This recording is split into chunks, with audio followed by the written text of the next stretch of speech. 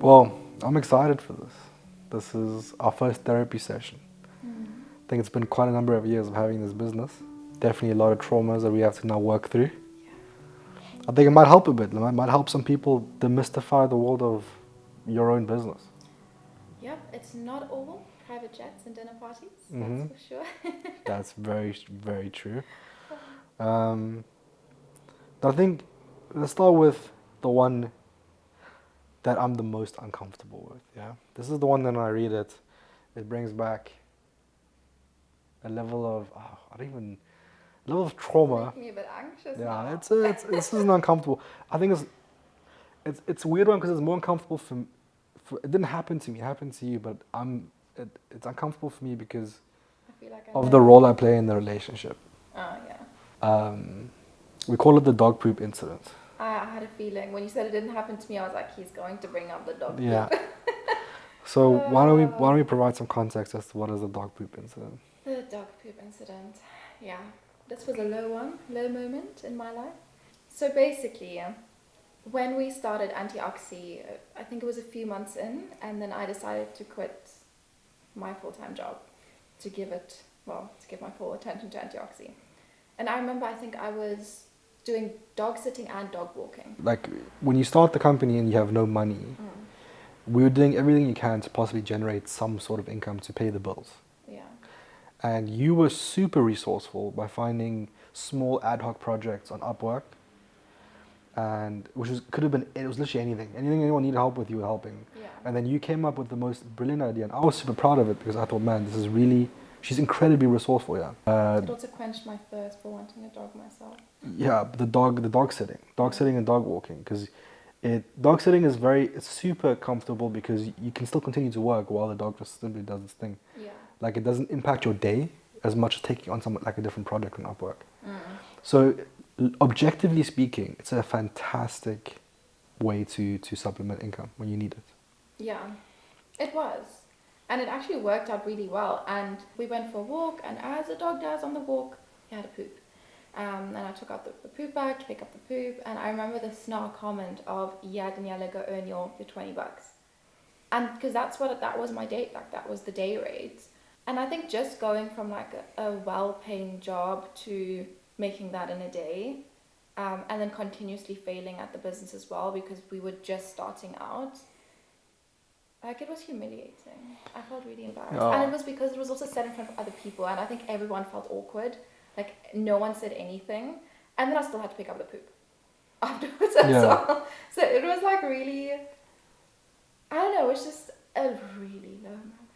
Well, you say it was a short period after we started, but I mean we were at least a year or two in already, and like we were in the struggles of, you're going 2 years and you have no money, nothing to show for it except skills learned, right? Because all the work is happening internally, nothing is happening externally.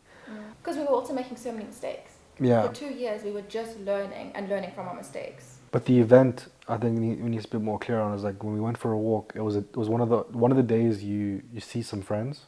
Yeah. And then an acquaintance of the friends made one of these Slack comments.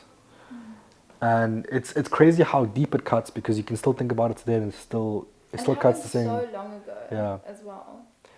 But yeah, you got to take it on the chin and roll with it. And for me, I was super embarrassed. I was very embarrassed. Yeah, me too. Especially because then I still had to pick it up. It's one thing to deal with it psychologically in private, but that felt too open. You felt like you were so openly failing. And that's what the comment felt like. Yeah. And that's a struggle. Yeah. I definitely struggle. I still struggle thinking about that sometimes. But that day was tough because I remember we were still supposed to go out, and like we were both just so it floored us. depressed Yeah, afterwards. It floored us. We went home. I think we even went to go sleep until the next morning. And I think the part that people don't think about is how shit it is. When you get home, you got to get back to work. Yeah. Now you got to sit there and keep failing, and that just sits in your head, and it culminates, and it just ferments, and it just sits there. Like that is the part that's difficult. Like after you take a load like that. I think the crazy thing is also to think they probably didn't even think anything of it. Yeah. I don't think it was this malicious thing that they were saying. I think it was just in the moment, it's something they thought was funny, and it's impacted us for so many years because they probably never thought about it again. So I think a lesson in that is you actually need to be so careful with what you say and to who you say, Yeah. because you don't know what they're going through. So Yeah. if you have nothing like genuinely nice to say, rather don't say it, because you really don't know how it will impact the person. So then how do we put this to bed today? This is our therapy session, get it out the way. How Let's, do we never think about it again? I think a big move for me is I need to forgive the person that said it, because they obviously didn't know the severity of the impact that it had. But I also think we need to forgive ourselves, because we were at a period of time where we are such a low point already that it just felt like it was just the needle being pushed just a bit too far. That it was Yes. just across the border or across the Rubicon for us. Maybe on any other day it wouldn't have had such an impact. Yeah, but definitely that day it felt deep, and I think it's okay to have those moments, and I don't think one should be embarrassed about those times, because I still believe, objectively speaking, we did the right thing with the dog sitting, and like any odd job you did, it was objectively the right move. Yeah. And I think the idea is actually be proud of those moments, because they might be a low point, but I think, yeah, I think that's a good way to put it to us. Be proud of that, even though one had such a moment, we persevered, we carried on. yeah, You know, you didn't let it get you down. So maybe it was also a bit of a cool character trait to learn about ourselves, that even in those really darkish moments, we continued. yeah. So the next point is couples therapy. Oh yeah. It's an odd one for someone listening, and they're like, "Oh, why couples therapy be a traumatic event?" Considering we're currently doing Because therapy. you're going to couples therapy for help, yeah. So like, why would that in itself be an issue? I think it was a bigger issue for you though.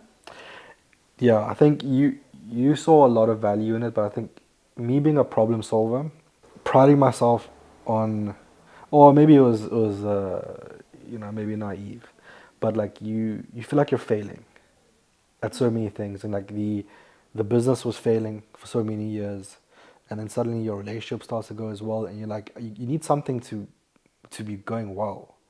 How can everything be falling apart like that? That was kind of the part that I was struggling with. Like, surely we need one win here, but even so, me going for couples therapy was like, man, I'm literally screwing all, like it's all going It's downhill. almost like a domino just Yeah. collapsing. Yeah. The first time we did therapy, it was at such a low point in the business as well that I just didn't have the capacity to deal with this as another problem, right? Because fundamentally, I felt like all my problems were so focused on just trying to get this thing to work.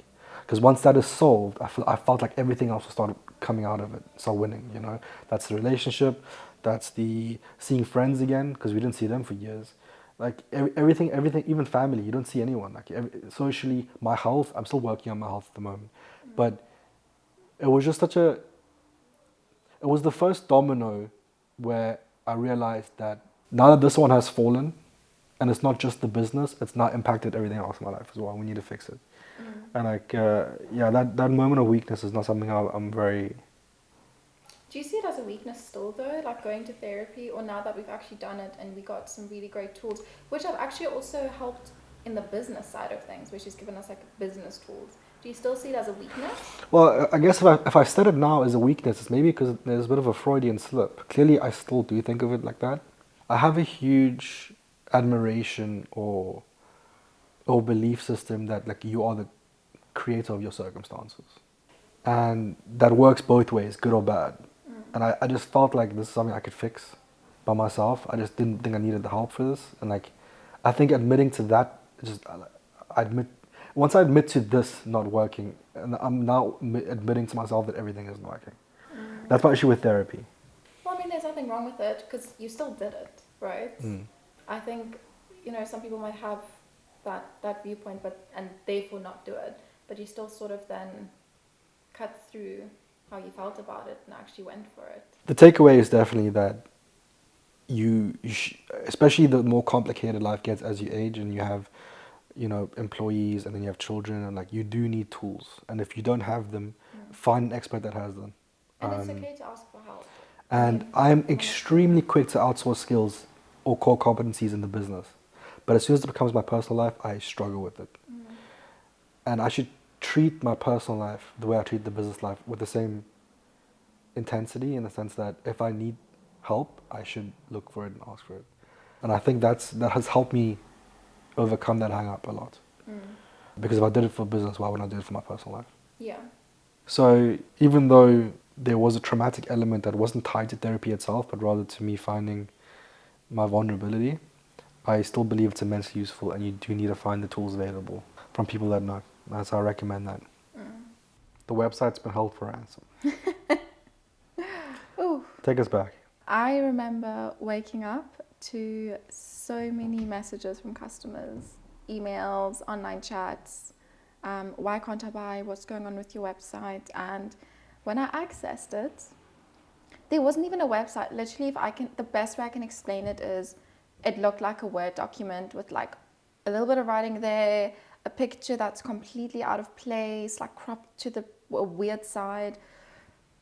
You know when you're in school and you just started maybe primary school and you got to do a presentation, or you got to submit like a Word document to the class, and then you add some writing and add a picture here or there, and then you think, and it's like cut out skew. That's what it looked like. That was our website. Oh my gosh. After something that was completely polished. And fundamentally, what happened was we had a guy that we contracted, because we used to work with, at the beginning you don't have any money, so you work with India and Pakistan. The only issue we had with them is that they're so good at doing what you tell them to do. Sticking to the brief, yeah. They do exactly what you tell them to do, but we needed someone to tell us what to do. Yes, because we didn't know. Yeah. We knew we needed to improve the website, but we didn't know what we needed to improve. Yeah, we didn't know just knew there was something. Yeah. So we it just needed wasn't someone... polished. We wanted to be polished. Polished. But and that's what we don't know what that means. Yeah. Yes. Tell us what that means. What do we need to do to this to make it polished? Yeah. But that wasn't the skill set at our cost level that we were able to get. I mean, that's another thing to consider. We knew nothing Yeah. about coding. We've actually learned the fundamentals because we realized how important it is to know. But at that point in time, all of our time was dedicated to learning about mushrooms. Yeah. So now, you wake up and the website's not working and customers can't buy, and you realize that the reason this has happened is because we revoked someone's privileges. Yeah. We were having issues with him to begin with. He wasn't delivering what he said he would. And we just thought, just cut the ties, end the project, pay him for what he's done. But he wasn't happy with that.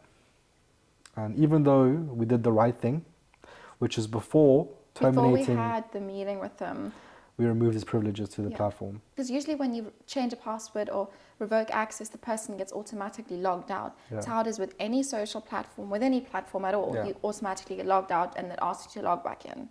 So that must have not been the case. Mm-hmm. He must have stayed logged in. And then, basically, he said, pay us X. And I remember we even reached out to a lawyer because the thing is, it wasn't a substantial amount, but it was substantial to us because Yes. at this point in time, we were still growing and every penny counted. Yeah. And we asked her, well, what can we do? Like, what do you do in the situation? I remember Well, it's like you say business lawyer. We reached out to anyone that we knew that knew of someone that might know, have an acquaintance or a brother or someone that has any idea with law, business law in the UK. Yeah. We happened to find one person that we hardly knew. Yeah. And they gave us like half an hour just to give us some sort of advice. Yep. And basically her advice was the amount of money it's going to cost you to fight this. Plus, it will take months because it's in the eyes of the law, it's really not an important case. So it's going to go right to the back. So you might as well just pay it and move on. And hope for the best. And yes, that made the most sense, definitely, because we just needed to get paid to get the website back to normal. We can't wait for months. But I think the most difficult thing is it felt like just a loss. It felt like we'd been taken advantage of and we couldn't do anything about it. And we did all the right things. Yeah. That's the thing. The way we work with people is very honest. Yeah. But the key lesson learned is always have a backup on a independent platform that only you can access. Only you. Yes. Yeah. And that has, these are all tools, all skills you learn, or tips and things. From making a mistake. But it's a hard pill to swallow. But I guess in hindsight, you rather make them when you're young. Make them when you're small. When you're small, before you get too big. If that happened now. Well, it can't happen now. It wouldn't happen now anymore. Now we're so sorted.